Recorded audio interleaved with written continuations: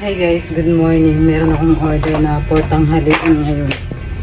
Tatlong chicken biryani at saka dalawang grilled chicken.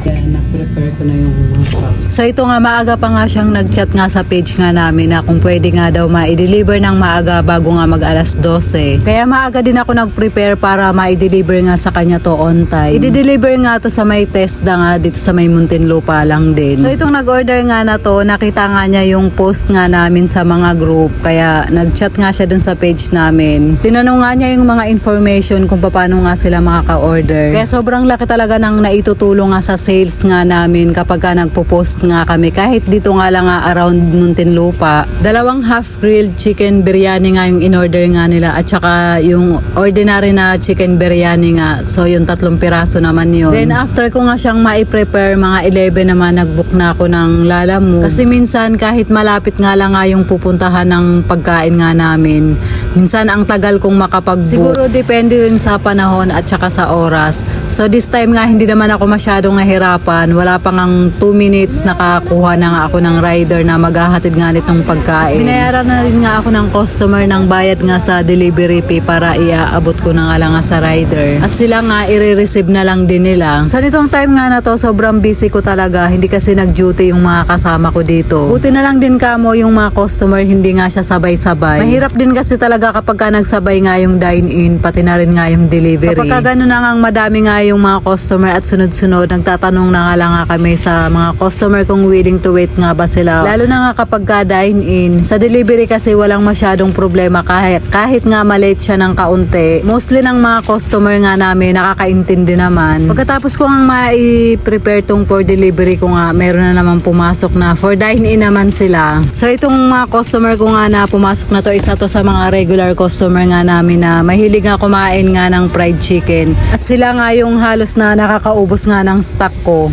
So yun nga, kapag wala nga kaming fried chicken na stock, hindi na nga yan sila kakain. Even though na hindi pa nga nila natatry yung iba naming product, talagang nag-i-stick lang sila sa fried chicken. So yun na guys, hanggang dito na lang po yung ating video for today. Maraming salamat po sa inyong panonood.